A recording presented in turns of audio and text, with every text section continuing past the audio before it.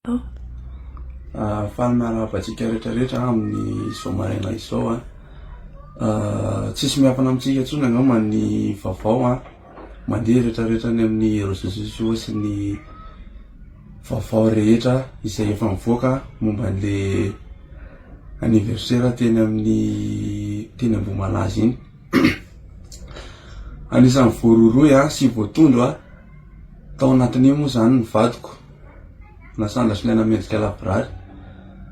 ary zavatra tena tsy nampoziko le izy ary tsy nampozinay satria na ny fisiany anniversaire iny arany, na ny invitation arany, nareo fianakavian'ireo tsy nanasanay akory. Tena hoe zavatra tena nampagagana fotsiny de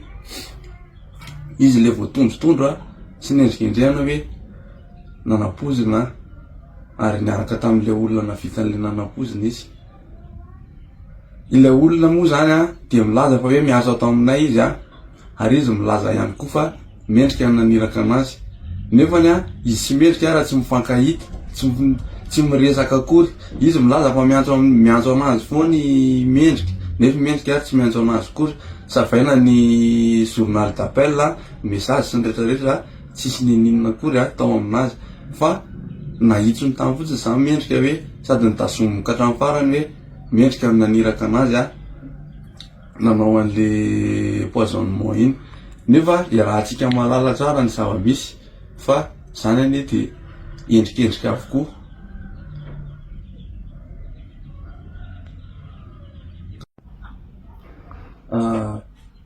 Teniko moa zany de todika manokana any amin'ny ireo olona manamboninahitra: Andriamatoa Andrinirina Rajoelina, Madame Mialy Rajoelina, ministre de défense ary ministre marobe, ireo olona rehetrarehetra izay manan-kaja manamboninahitra eto amin'ity firenena ity, ary nareo vahoaka izay mahafantatra tsara ny fiainanay, mba mangataka re izahay majireo akaiky ilay raha ty fa tena mampalahelo loatra le zavatra misy satria olona tsy naninona ve tondrotondrona fotsiny de izao no anaovana an'le olona hoe laza victime atao anatin'le zavatra nisy izy, nefa na fisiany zavatra io ary mbola veriko ihany, na ny fisiany anniversaire io ary tsy fantatray akory. Izy mandeha miasa, za mandeha manao baolina,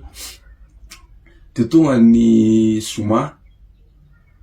tonga ny alarobia avy nandevina izahay naretena teo Ambohimahitsy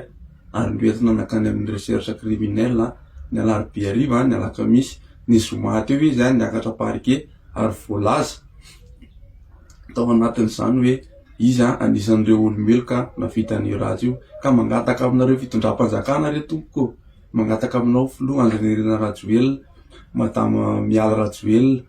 ny ministre de défense ary ministre marobe mba hijery akaiky momba an'ity raha ty, fa tsy meloka ny vadiko ary tsy navita an'izany izy tompoko. De misaotra indrindra tompoko, manana fo ianareo, manana saina anareo, afaka mandinika ary manana fo ny olombelona ihany koa, ka miangavy re tompoko raha mba azo atao mba jereo akaiky momba an'io raha efa mampalahelo le olona tompoko. Misaotra indrindra tompoko.